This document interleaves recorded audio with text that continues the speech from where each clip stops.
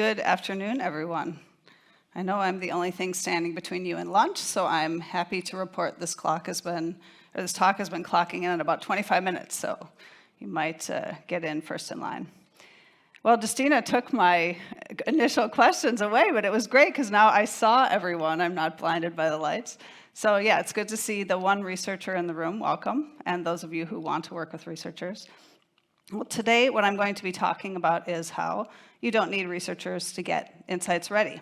And we're going to discuss how you can create the conditions for great research before you hire your first dedicated researcher. So today's plan, I'm going to talk a little bit about what I mean by the term insights ready. And then we're going to talk about 3 ways that you can get there. And that includes assessing your existing user or customer knowledge that's already within your organization, finding out how employers view research in terms of its form and function, for example. And I'm also going to talk about auditing your decision-making process. And for each of these, I'm going to talk a little bit about the status quo, what I've seen in organizations in relation to these 3 points, why this happens, a couple of reasons for that, and what you can do. Okay, so the premise of my talk today is insights are essential for more confident decision-making. And I'm not in any way suggesting that insights are owned by research. There's a lot of different functions in an organization that can provide insights. We have data science. We have research that can be done with customer support data, for example. But since I'm a researcher, I'll tell you a little bit more about that in a minute. That's what I'm talking about today is research insights and how they are essential for more confident decision-making. So I was going through my slides and my 12-year-old saw this slide and he kind of wrinkled his nose and said, "Why are you saying that, Mama? Why would you say something like that?" Well, I'm not saying this actually. It is a really controversial topic, actually. I don't know if you're all aware of it, but in the research field, do we need researchers to do research? Can we do research without researchers? Well, we're not getting into that today. I'm more in the camp that you do need researchers, but we're talking today about this thing being insights ready, what you can do before the researchers come on board to make sure they succeed. So who's my target audience, that said? Well, you're problem aware, so I'm not going to spend time today trying to convince anyone of the value of research. Maybe you're aware that your organization could use more robust insights and you're considering ways to get there. It could be that you are actually considering a formal investment in research as a solution, maybe a researcher coming on board as a staff member, maybe a consultant. Or maybe your company has already invested in research and you're experiencing some growing pains with that practice, maybe not performing exactly how you'd like it to. So that said, just because you have a research team doesn't mean you're an insights-ready organization. So you could already have research on board, and I hope the steps I talk about today can also be useful for you. All right, so a little bit about me. And as everyone has said since Kat's wonderful talk, this is my slide of showing my legitimacy for being here, but she encouraged me through her talk to also highlight maybe what makes me an outsider. And I am kind of an outsider in this conference because, well, I'm a researcher and there's not that many of us here, but I also am a researcher, but I come from an academic background. So I'm relatively new to the tech world. And I'm really happy to hear all of your feedback on what I talk about today and yeah, what you think about my impressions. What am I getting wrong? What am I getting right? What was new for you in the way I approach things? So just a little bit about me. I'm originally from Minnesota. I've never been to this conference before. That's partly why I'm doing the introduction. I spent the first 15 years of my career as an academic researcher in a media and digital communications department. And I taught a lot. I taught a lot of research design and research methods. I really, really love that stuff. And I supervised really hundreds of student thesis projects from the bachelor's level all the way to the PhD and postdoc level. And I also did research. So I was doing research in political communication way back when organizations were trying to figure out how they could build websites to reach more people. This was like pre-social media days, so long ago.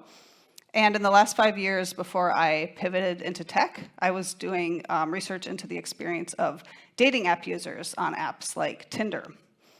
And around 2018, I pivoted into the tech world, and I was hired as the first founding researcher at a company called Mendix. And that was a surprise to me because I was also new to the field, so I learned a lot of these things kind of on the fly in that role. And we were able to get buy-in for research and actually rapidly scale that team. So I hired researchers, service designers, and a research operations specialist in that role. And my other in-house role was at a company called Just Eat Takeaway, where I was working in the logistics product vertical. And I was hired to manage an existing team and grow that team. And the greatest part about that job was that our key user group were bicycle couriers. So I got to become a bicycle courier as part of my introduction of generative and evaluative research to that department. So here I am delivering food on a bicycle in the city where I live in Leiden, the Netherlands. So now I've been independent for about a year. I'm coaching and consulting, and the space that I'm really fascinated with is this collaboration and this communication between researchers and their non-research stakeholders. That's really a hot topic in the UX research world because we are kind of pointless if we can't actually convey our insights and help other people make decisions and understand what we're doing. So this topic is quite close to my work and my heart as well. All right, so I promised you that I would define insights ready. But first we have to start with insights. What do I mean by insights? And I have a couple quick other definitions to get there. So research, to me, is the process of systematically understanding user or customer problems. And researchers get there by being experts in using particular methods, for example, interviews, observation, could be usability testing as well. And they can operate in both the problem space, so understanding what it is, what problem are we trying to solve before we build anything, but they can also be active in the solution space, actually testing what it is that we've built. Is it user-friendly? Is it giving our users a good experience? A researcher is your expert guide in this process, so they've often spent years becoming expert in the process of turning this question you have into something that can be answered by research, choosing the right method. Let's say if it's interviews, asking relevant and non-leading interview questions, doing data analysis, and also connecting those insights back to whatever the business problem is at hand. Insights are findings, research findings that answer what, why, or wow. So what is the attitude or behavior we're observing? Why is it happening? And wow is what is the connection back to the business problem? So every single thing that comes out of a research project, every finding is not necessarily an insight that's relevant to the business. And like I said earlier, why do we need these insights? Well, we want to, at the end of the day, facilitate more confident decision making. All right, so then we can answer the question, what does it mean to be insights ready? And I can do that in two parts. So being insights ready means clarity on your organization's beliefs, values, and attitudes about the role insights play in decision making. So really getting to that point of clarity. But it also means that your corporate culture is an environment where it's safe to admit unknowns, where there's value in robust continuous discovery, and where insights drive decision making and prioritization. Sounds simple, right? All right. Well, now we're going to get into the heart of the talks. We're going to talk about how to get insights ready. And I'm going to cover these three aspects: assessing existing customer knowledge, finding out your employees' views on research, and auditing your decision-making process. And we'll talk about status quo, why this happens, and what you can do. And just to point out the obvious here, none of this has anything to do with doing research on users or customers yet, right? We're all internal here. We're in the organization figuring out how things are going inside. All right, number one, assessing existing user customer knowledge. All right, the status quo that I've seen and observed quite a bit. Your company lacks a shared understanding of who your users or customers are. Does anyone recognize this? One hand? Yes. You two? Okay, three? All right. Why does this happen? There are lots of reasons, so I'm just going to give you a couple that I've seen. First, founder research does not scale. So in the early days of your company, you had a founder who probably spent absolutely tons of time becoming an expert on the users or the customers. And obviously that worked well because you are where you are today. But kind of like a game of telephone, does everyone know the game of telephone? You know, where I say a phrase to the person next to me, whisper it, and then they carry it on down the line and it comes out completely different. And it's really funny and everyone laughs. Well, it's not so funny when it happens with founder research, but it is a truth that it doesn't necessarily scale. It's impossible for this really intricate knowledge living in one person's head to scale as the company grows. With growth comes siloed teams. So of course we want our product teams, for example, can also be true for other teams, customer success, marketing, to be experts on whatever the sliver of the experience is that they're focused on, right? But it's then impossible to keep in mind the overall user experience, and then people become kind of familiar with one part of that experience, and they're not necessarily agreeing with people throughout the company on who the users are. And then finally, your product and your market have evolved, resulting in outdated insights. And I think the best example I could think of here was with personas. So I think at some point, if your company has had personas, it's a lot of work to make them, it's a lot of work to create them, to evangelize them into the organization. But then things evolve, and people have started to refer to these personas as almost living beings who have, certain preferences, and that may not be true anymore as things have evolved in your product or your market. All right, so what can you do? Well, you can start by finding out where your employees agree and disagree on who the users are. And this can be an exercise that you do, of course, within your own product team, but it can also be across product teams. But it can also be company-wide. So really figure this out, right? Map this out and figure out where are we agreeing and where are we disagreeing. But then the next step is to get consensus on your known unknowns. And that's because if you, moving forward, thinking about the research that you can do, focus on things that people disagree on. Some people might say, but we know. We don't need to spend time on this. This is going to be a waste of our time and our energy to put researchers on these types of topics. But if you look at where people agree on what they don't know, then you're going to be able to get buy-in on a more organizational level for where those researchers can focus. And so that's what I say here. Use this information to prioritize future research needs. So you already have an idea of where people as a whole are saying, yeah, let's learn more about that. We need to find out more about that. Okay, number 2, find out your employees' views on research. So we talked about users and customers. Now we're talking about the craft of research. Status quo. There is no general agreement on what research is or the function that it will hold. Now imagine a company hires researchers and they come in and they're doing stuff, but no one really knows what they're doing there or how they're supposed to work. This actually happens quite a bit.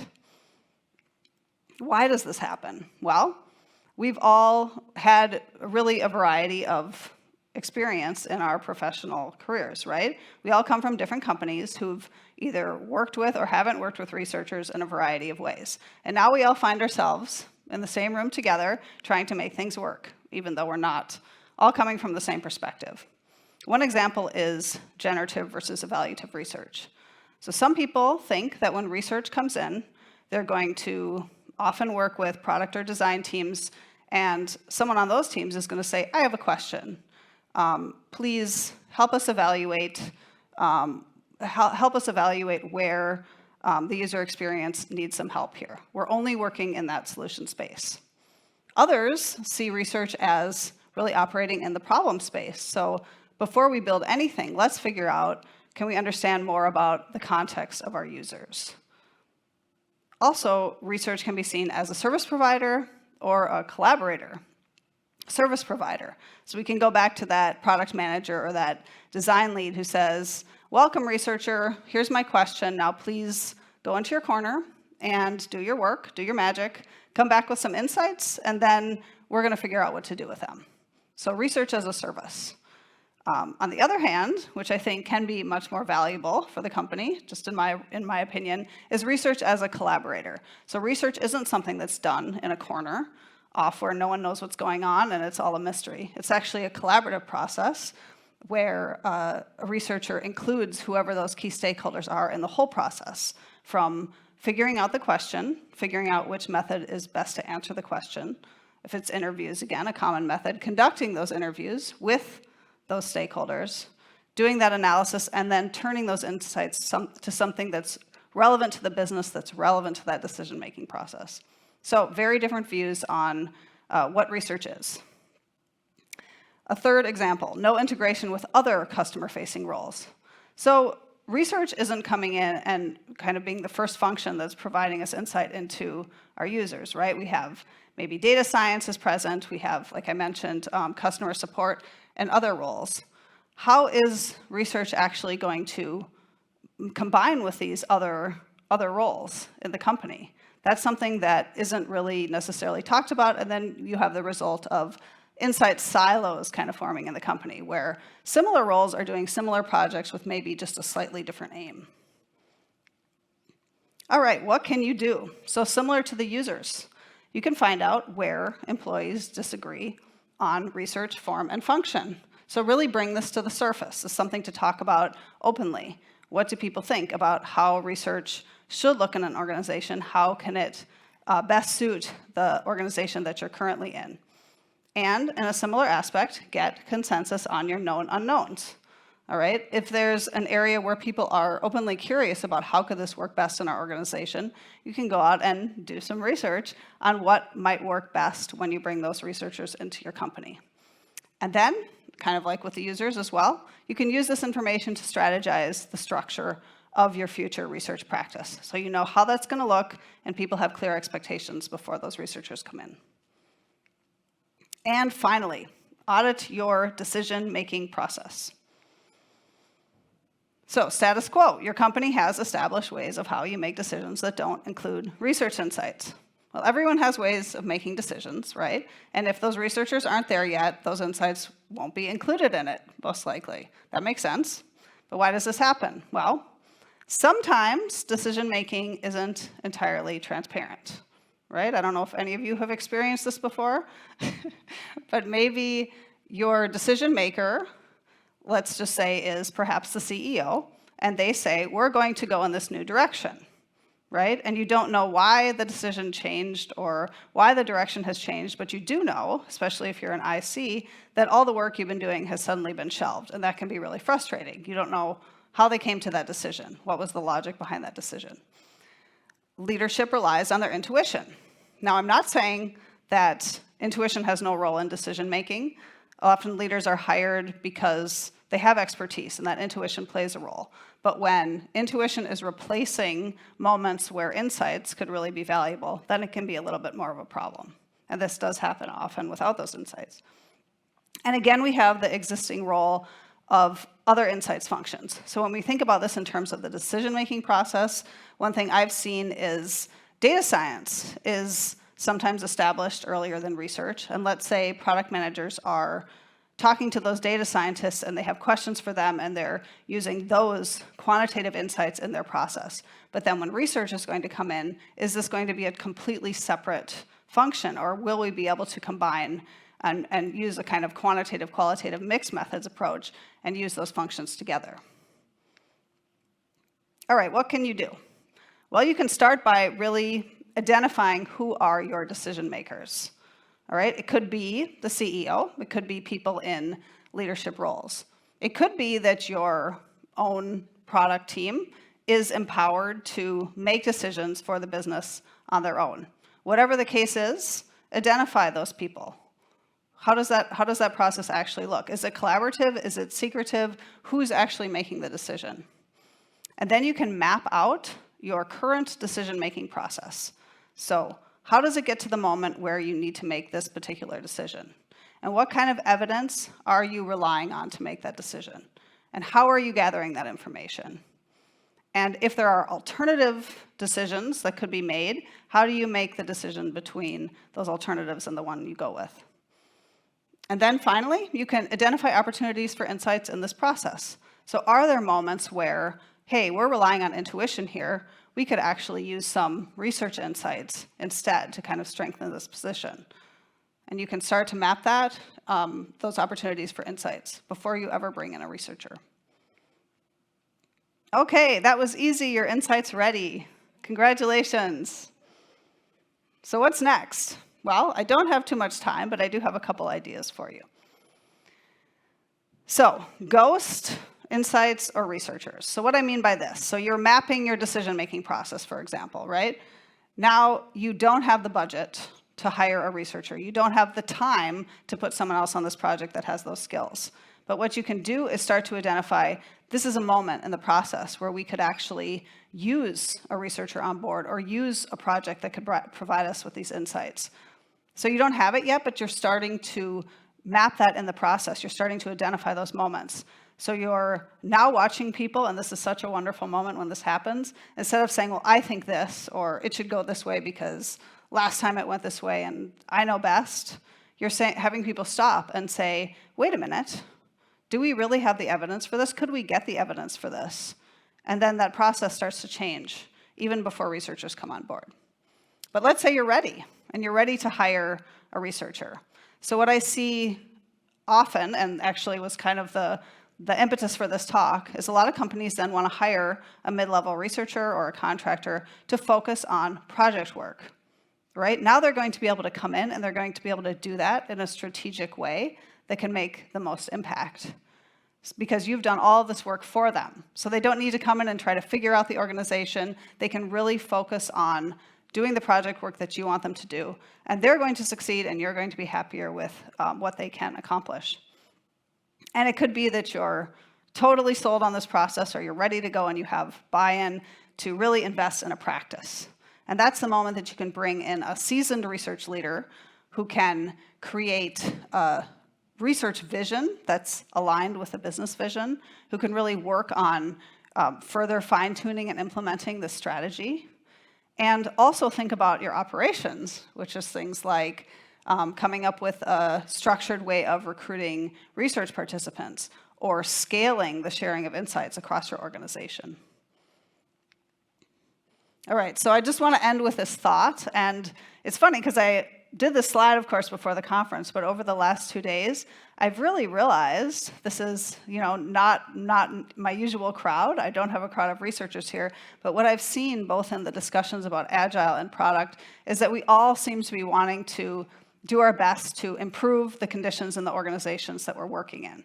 We all have a lot of great ideas about how to do that. And in my view, research, or getting insights ready, is a corporate innovation project. It is all about changing the environments in which we work, and I think we all kind of share that in common. So it's been very interesting for me to hear how we have that element in common. So this is just something I posted last year once about how people often say this. They say research drives innovation. Just bring researchers in and everything is going to change. It's going to be a game changer for your organization.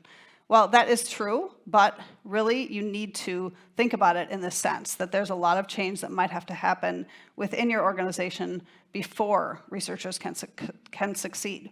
So just to repeat myself from earlier, it's really necessary to change that corporate culture so it's insights ready, and it means you've created an environment where it's safe to admit unknowns and where there's value in robust, continuous discovery, and where insights drive decision-making and prioritization. So I hope I've provided you with a blueprint to get started on this, and I'd love to talk with any of you afterwards to hear your ideas too. So thank you very much. Thank you, Janelle.